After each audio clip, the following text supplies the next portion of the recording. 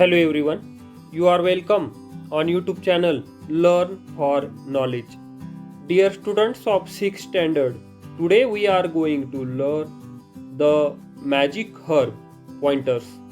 आज आपण the magic herb म्हणजे जादूची औषधी वनस्पती या लेसनचे संपूर्ण क्वेश्चन्स आणि आन्सर्स आज आपण अभ्यासणार आहोत. Question number first. Answer the following questions. खालील प्रश्नांची उत्तरे द्या. क्वेश्चन आहे, Who was knocking on the door of the inn? Means खानावळीच्या दरवाजावर कोण ठोठावत होते.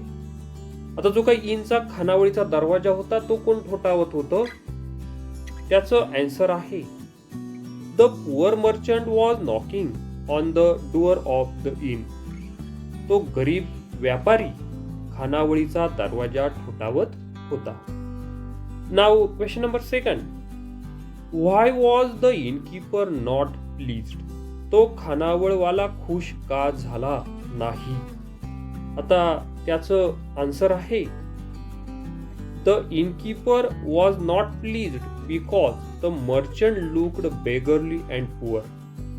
आता तो इनकीपर खुश झाला नाही कारण जो काही मर्चंट होता, जो व्यापारी होता, तो बेगरली म्हणजे भिकारड्यासारखा होता आणि पुअर होता, गरीब होता.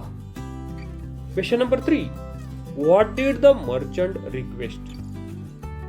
त्या व्यापाऱ्याने कोणती विनंती केली? काय विनंती केली त्या व्यापाऱ्याने? The merchant requested the innkeeper to prepare a simple dinner for him. त्या मर्चंटनं, त्या व्यापाऱ्यानं त्या इनकीपरला आपल्याला एक साधं जेवण तयार करून देण्याची विनंती केली. Question 4. Why did the innkeeper not drive the merchant away? त्या इनकीपरनं, त्या खानावळवाल्यानं त्या मर्चंटला का हुसकावून दिलं नाही? त्याचं आन्सर आहे the innkeeper did not drive the merchant away because it was not good for their reputation. त्यांच्या रेप्युटेशनसाठी, त्यांच्या प्रतिष्ठेसाठी ते चांगलं नव्हतं म्हणून त्याने त्याला हुसकावून दिलं नाही. Question number 5. What was the speciality of the magic herb? त्या अद्भुत औषधी वनस्पतीचं वैशिष्ट्य काय होतं? त्याचं आन्सर आहे the speciality of the magic herb was that whoever ate that herb would forget something. जो कोणी ती औषधी वनस्पती खाईल तो काहीतरी विसरून जाणार होता, अशा प्रकारचं वैशिष्ट्य होतं. Question 6. What did the merchant forget? तो व्यापारी कोणती गोष्ट विसरला? काय विसरला होता तो मर्चंट, तो व्यापारी? The merchant forgot to pay for the dinner he ate and his stay at the inn. तो मर्चंट, तो व्यापारी त्या खानावळमध्ये राहिला होता. त्या राहण्याचं भाडं आणि त्याचबरोबर जेवण करण्याचं बिल जे आहे तर ते द्यायचं तो विसरून गेला होता. Now next activity. Form groups. Convert the story into a play. जोड्या करायच्या आहेत, ग्रुप तयार करायचे आहेत and convert the story into a play. आणि ही जी काही स्टोरी आहे, ही जी काही गोष्ट आहे ती नाट्यीकरणामध्ये सादर करायची आहे. Read your play allowed. आणि त्यानंतर हे नाटक जे आहे तर ते मोठ्याने वाचायचं आहे. ते तुम्ही स्वतः वर्गामध्ये ते नाटक जे आहे तर ते तयार करायचं आहे नाटकाच्या फॉर्म मध्ये आणि त्यानंतर वर्गामध्ये ते वाचायचं आहे. त्यानंतर next activity number 3. Describe the merchant and the innkeeper with the help of the story and using your own imagination. आता या गोष्टीच्या सहाय्याने आणि तुमच्या स्वतःच्या कल्पनाशक्तीने तो व्यापारी आणि तो खानावळवाला यांचे वर्णन जे आहे तर ते आपल्याला लिहायचं आहे. आता कशा प्रकारे वर्णन करता येईल बघा. सुरुवातीला त्या मर्चंटचं, त्या व्यापाऱ्याचं वर्णन आपण बघूया. The merchant, he was a poor merchant. He wore simple garments and carried only a simple cloth bag on his back for his goods. He himself carried his load of goods because he could not afford to keep a servant. He could not afford a good meal because he earned little money. The merchant was tired and had no energy to walk back to his village. So he had come to that inn for rest and a simple meal. नाव the innkeeper. आता हा खानावळवाला आहे, याचं वर्णन आपल्याला करायचं आहे. The innkeeper was very greedy. आता हा इनकीपर खानावळवाला जो होता हा ग्रीडी होता, फार लोभी होता. ही वॉज अनकाइंड टू, त्याचबरोबर तो निर्दय होता. He added the magic herb to the merchant's meal to make him forget his merchandise in his inn. His plan failed because the merchant did not forget anything there except the payment of his meal and his stay at the inn. The innkeeper learned his lesson and never used the magic herb again. Now, next activity number 4. The K in knock is silent. आता knock या वर्डमध्ये, knock या शब्दामध्ये के हा silent आहे, त्याचा उच्चार होत नाही. It is not pronounced. Write two other words with a silent K. आता ज्या वर्डमध्ये के हा सायलेंट आहे असे 2 वर्ड्स आपल्याला या ठिकाणी राईट डाऊन करायचे आहेत, लिहायचे आहेत. आता कोणते 2 वर्ड्स आहेत बघा ज्यांचा उच्चार होत नाही असे. त्याचा आन्सर आहे नंबर 1 नो. यामध्ये सुद्धा केचा उच्चार होत नाही. आणि नंबर 2 नी. यामध्ये सुद्धा केचा उच्चार होत नाही, के सायलेंट आहे. Now next activity. Underline the silent letter in the following words. आता पुढे जे काही शब्द आहेत या शब्दांमध्ये जे सायलेंट लेटर्स आहेत, अनुच्चारित शब्द आहेत, तर त्यांना अधोरेखित करायचं आहे. आता कोणकोणते शब्द वर्ड्स सायलेंट आहेत बघा. आता राईट यामध्ये डब्ल्यू हा सायलेंट आहे, डब्ल्यूचा या ठिकाणी उच्चार होत नाही. राईट यामध्ये जी सायलेंट आहे, जीचा उच्चार होत नाही. रिस्ट यामध्ये डब्ल्यू सायलेंट आहे. पाम यामध्ये यल सायलेंट आहे. स्कूल यामध्ये एच सायलेंट आहे, त्याचा उच्चार होत नाही. आणि सीझर्स यामध्ये सी सायलेंट आहे, सीचा उच्चार होत नाही. नेक्स्ट टीचर यामध्ये टी सायलेंट आहे, टीचा उच्चार होत नाही. नेक्स्ट लिसन यामध्ये टी सायलेंट आहे. राईन यामध्ये एच सायलेंट आहे, एचचा उच्चार होत नाही. त्यानंतर आवर यामध्ये एच सायलेंट आहे, यामध्ये एचचा उच्चार होत नाही. आता नेक्स्ट ऍक्टिव्हिटी आहे activity number 5. Read what the following characters are telling you now. आता खालील कॅरेक्टर्स, खालील पात्र तुम्हाला काय सांगत आहे ते सांगायचं आहे. आता ए मध्ये आहे I am a wild boar, I live in this jungle, I sharpened my tusk yesterday, now I am ready, I will drive my enemies away. Now in B, hi, I am Nujo. Last week, my teacher asked us to do a project. I will visit planet Earth for my project. I live on a faraway planet. Now next C. Good afternoon, friends. This is my friend Fox. Once he played a trick on me. I taught him a lesson. Now he will behave himself. Now D. We have an inn in Japan. We tried to use a magic herb on a poor merchant.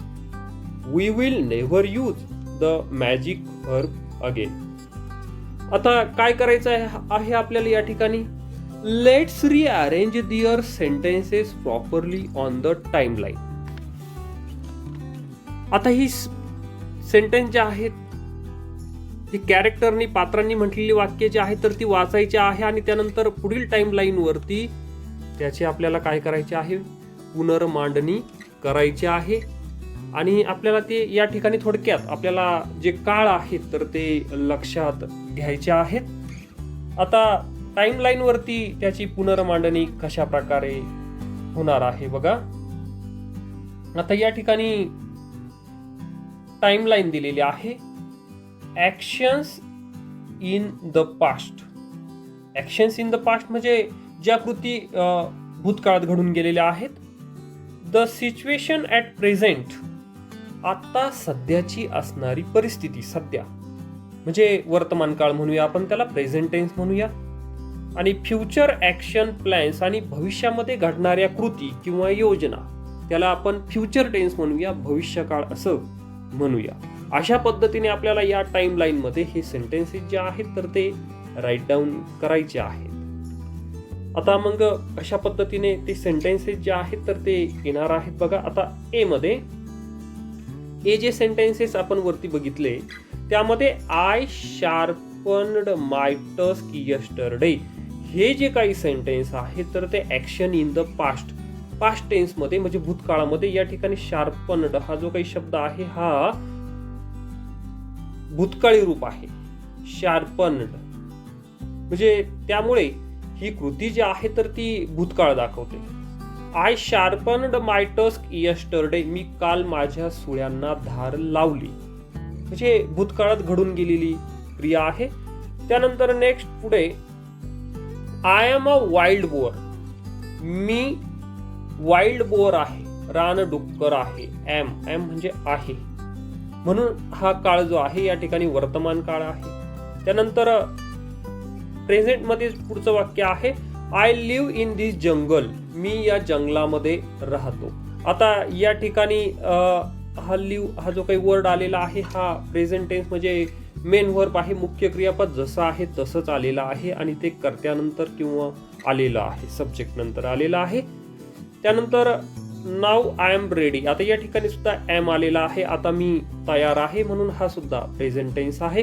आता future actions आणि plans मध्ये I will drive my enemies away. मी माझ्या शत्रूंना हुसकावून लावेल. Will drive आता या ठिकाणी विल वापरलेला आहे. विल शाल हे भविष्यकाळ दाखवत असतात. आता टाइमलाईन वरती पुढे बघा बी मध्ये आलेले जे सेंटेन्सेस आहे त्यामध्ये ऍक्शन इन द पास्ट मध्ये आलेला आहे. Last week my teacher asked us to do a project. मागच्या आठवड्यामध्ये आमच्या शिक्षकांनी आम्हाला प्रोजेक्ट प्रकल्प करायचा सांगितलं. मागच्या आठवड्यामध्ये क्रिया होऊन गेलेली आहे आस्क्ड. आता आस्कचा पास्ट टेन्स आलेला आहे आस्क्ड म्हणून या ठिकाणी हा पास्ट टेन्स आहे.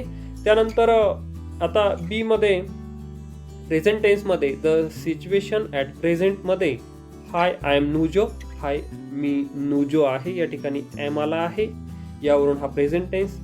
I live on a far away planet. मी फार दूरवरच्या ग्रहावरती राहतो म्हणजे हा सुद्धा प्रेझेंट टेन्स आहे. आता फ्युचर ऍक्शन्स आणि प्लॅन्स मध्ये I will visit planet earth for my project. माझ्या प्रोजेक्टसाठी मी प्लॅनेट अर्थला आपल्या पृथ्वीला भेट देणार आहे म्हणजे भविष्य काळामध्ये विल व्हिजिट भेट देणार आहे म्हणजे भविष्य काळातील ही कृती घडणार आहे म्हणून ही जी ऍक्शन आहे तर ती फ्युचर आपल्याला फ्युचर टेन्स जो आहे तर ते दाखवते. त्यानंतर नेक्स्ट पुढे C once he played a trick on me. एकदा त्याने माझ्यावरती ती ट्रिक जी आहे तर ती त्याने चालवली. प्लेड या ठिकाणी हा प्लेचा पास्ट टेन्स होतो. त्यानंतर आय टॉट हिम अ लेसन. मी त्याला धडा शिकवला. आता टॉट हा टीचचा पास्ट टेन्स आहे. त्यानंतर नेक्स्ट पुढे सी मध्ये प्रेझेंट टेन्स मध्ये गुड आफ्टरनून फ्रेंड्स. त्यानंतर दिस इज माय फ्रेंड फॉक्स, हा माझा मित्र फॉक्स आहे. आता या ठिकाणी इज आलेला आहे. इज सुद्धा प्रेझेंट टेन्स शो करतो. इज हा वर्तमान काळ दाखवतो. त्यानंतर नेक्स्ट पुढे बघा, now he will behave himself. आता या ठिकाणी विल आलेला आहे. विल आला आहे म्हणजे हा भविष्यकाळ आहे. हे भविष्य काळाचं वाक्य आहे, फ्युचर टेन्सचं सेंटेन्स आहे. आता डी मधले सेंटेन्स कशा पद्धतीने होतील बघा. We tried to use a magic herb on a poor merchant. We tried, tried म्हणजे प्रयत्न केला. ट्राय म्हणजे प्रयत्न करणे आणि त्याचा पास्ट टेन्स होतो, त्याचा भूतकाळ होतो ट्राईड. ट्राईड म्हणजे प्रयत्न केला. We tried to use a magic herb on a poor merchant. आम्ही त्या गरीब व्यापाऱ्यावर या जादूच्या वनस्पती वापरण्याचा प्रयत्न केला. केला म्हणजे क्रिया जी आहे तर ती घडून गेली आहे, म्हणून हा पास्ट टेन्स आहे. त्यानंतर पुढे we have an in Japan. आमची जपानमध्ये एक खानावळ आहे. हॅव. आता हॅव जो आहे हा हॅव सुद्धा प्रेझेंट टेन्स दाखवत असतो. त्यानंतर पुढे डी मध्ये we will never use the magic herb again. आम्ही पुन्हा ही जादूची वनस्पती वापरणार नाही. या ठिकाणी विल आलेला आहे म्हणजे आम्ही ही जादूची वनस्पती परत वापरणार नाही. म्हणजे फ्युचर ऍक्शन जी आहे तर ती या ठिकाणी आपल्याला शो करतात.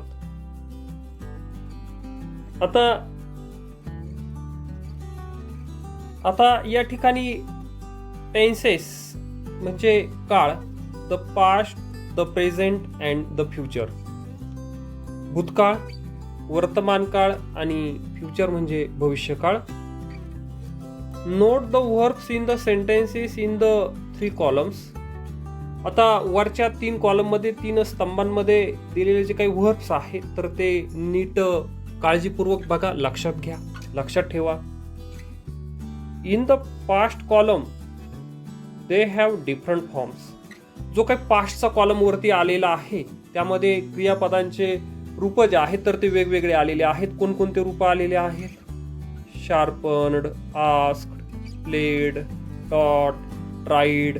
हे म्हणजे क्रियापद जे आहे, वर्ब जे आहे, ह्या वर्बचा पास्ट टेन्स आलेला आहे. In the future column the verb have will before them. आता फ्युचरच्या कॉलम मध्ये जे आहे, भविष्य काळाच्या कॉलम मध्ये जे वर्ब्स आहेत, क्रियापद आहेत, त्यांच्या अगोदर विल आलेला आहे. आपण हे बघितलं आहे. The different forms of verb that show the time of action are called tenses. आता एखाद्या कृतीची वेळ दर्शवणारी क्रियापदांच्या विविध रूप जे आहेत या रूपांना टेन्सेस म्हणजेच काळ असे म्हणतात. आता guess the present tense of taught. आता या टॉटचं प्रेझेंट टेन्स काय आहे? टॉट मीन्स शिकवले, त्याचं प्रेझेंट टेन्स होतं टीच म्हणजे शिकवणे. And the past tense of is. आता इज, हॅव अँड लिव्ह. आता इजचं पास्ट टेन्स होतं वॉज, WAS वॉज. आणि हॅवचं पास्ट टेन्स होतं हॅड, HAD हॅड. आणि लिव्हचं पास्ट टेन्स होतं लिव्ड, LIVED लिव्ड. अशा प्रकारे याचे पास्ट टेन्स जे आहेत तर ते आपण तयार करू शकतो. अशा प्रकारे आज आपण द मॅजिक हर्ब या लेसनचे संपूर्ण क्वेश्चन्स आणि आन्सर्स अभ्यासले आहेत. आपणास जर हा व्हिडिओ आवडला असेल तर लाईक करा, कॉमेंट करा आणि चॅनल जर सबस्क्राईब केलेलं नसेल तर चॅनलला सबस्क्राईब करा. Thank you very much for watching this video.